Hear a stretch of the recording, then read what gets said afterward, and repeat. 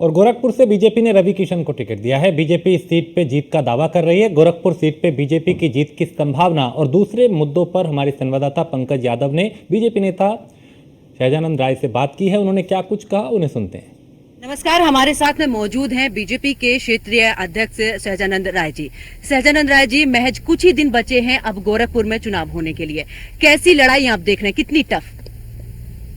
पहले तो मैं आपको बहुत बहुत धन्यवाद दूंगा कि गोरखपुर के 7वें चरण में आप सब लोग आए हैं, और इसलिए मैं धन्यवाद दूंगा कि यहाँ की ग्राउंड रिपोर्ट आप सबको प्राप्त हो रही है।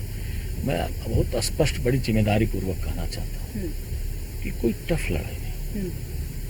यहाँ पहले कभी जो लोग कहते थे MY फैक्टर यादव मुस्लिम का, उसका बड़ा पूर्वांचल में इम्पैक्ट होता था। आज उस पूर्वांचल में MY फैक्टर तो है, वो यादव मुस्लिम का नहीं, मोदी योगी का है।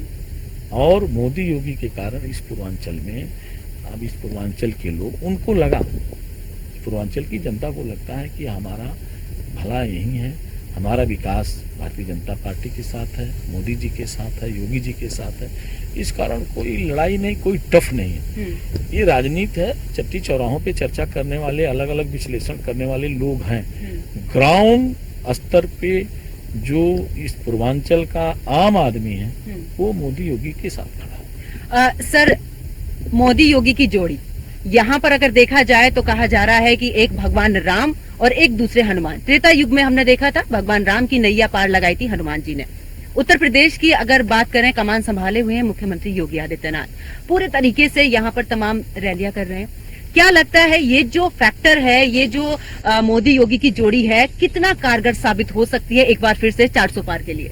मैं स्पष्ट रूप से, जो वातावरण है, जो लोगों का आकर्षण है मोदी योगी के पास, मोदी जी तो ये केवल पूर्वांचल नहीं, उत्तर प्रदेश नहीं, पूरा भारत और दुनिया के लोग मानते हैं कि मोदी विकास पुरुष है, विकास पर विश्वास करने वाले लोग हैं, और मोदी को तो हर आदमी मानता है।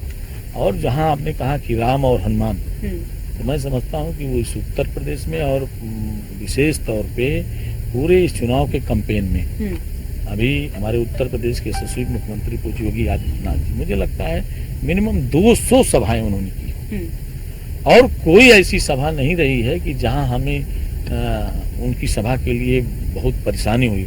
एक आकर्षण है कि अभी एक लोकसभा में उन्होंने 2-2 रैलियां की हैं, सभाएं की हैं। तो ये नहीं है, कभी कभी होता है कि नेता आया है तो चार्म उसका खत्म है, लेकिन चार्म बढ़ा है लोगों का, उनके प्रति आकर्षण बढ़ा है, मोदी के प्रति, योगी के प्रति, उनको बातें सुनना चाहते हैं, वो क्या हमारे लिए कहना चाहते हैं, उसको हम जाएंगे। हमने अभी तमाम रैली हुई, जब मोदी जी ने कहा कि मेरा एक, आप सब काम करेंगे, सबसे राम राम बोलेंगे, वो रैलियों में आप लोग भी ने देखा कि सब लोग हाथ उठा, काम करेंगे। हमारे योगी जी भी इन्होंने कहा कि मेरा एक काम आप लोग करेंगे, अपने घर जाएंगे, अपने अगल बगल लोगों को कह करके मतदान तक पहुंचाएंगे। उस रैली में सब ने हाँ कहा, और इसी का परिणाम है। अभी मैं जो 5वें चरण का या उसके पहले का वोट पड़ा है, तमाम राजनीतिक विश्लेषक कह रहे हैं, एक मिनट रुको यार, 1 मिनट, आपको ध्यान नहीं, रवि किशन का कार्यालय बोल रहा हूँ, आपको ध्यान नहीं। तो लोगों में ये उत्साह है, और जो मत प्रतिशत है, इतनी भयंकर गर्मी की बात, जहां आप सब लोग भी एनालिसिस कर रहे थे कि मतदान प्रतिशत घटेगा, फिर भी आपने देखा है कि कहीं कोई ऐसा नहीं लोकसभा जहां 55% से कम मतदान प्रतिशत रहा। और विशेष तौर पे हम सारे लोगों ने, भारतीय जनता पार्टी का एक सांगठनिक बड़ा तंत्र है। ठीक है सर, आपने अभी जिक्र किया MY फैक्टर को लेकर कि अखिलेश यादव की बात करें या अब इंडिया गठबंधन की बात करें, पूरा MY फैक्टर को लेकर कर रहे हैं। संविधान खतरे में है, ये भी कहा जा रहा है विपक्ष की तरफ से, ये भी कहा जा रहा है कि जो आरक्षण है, मुस्लिम आरक्षण को बढ़ावा इस दौरान दिया जा रहा है। मुख्यमंत्री योगी आदित्यनाथ का भी हमने बयान सुना, उन्होंने कहा कि OBC का जिसका जो आरक्षण संविधान के अनुसार है वो उसी पर रहेगा, हम किसी के आरक्षण के साथ में नहीं है। जो भी MY फैक्टर पे काम कर रहे हैं वो पूरी तरीके से नकारते हुए, ये बात स्पष्ट है।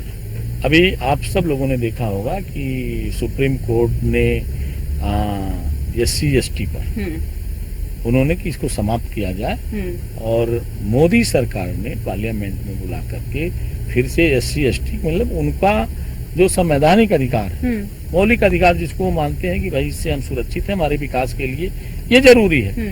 मोदी सरकार ने पार्लियामेंट में सदन में उस पटल पर रख करके फिर से SC ST कानून को बहाल किया, जहाँ की सुप्रीम कोर्ट ने उस पर रोक लगाने के लिए कहा था। और हमारा विपक्ष उनको ये लगता है कि संविधान खतरे में है, कुछ लोगों को बगलाना, कहना और उससे मोमेंट बनाना।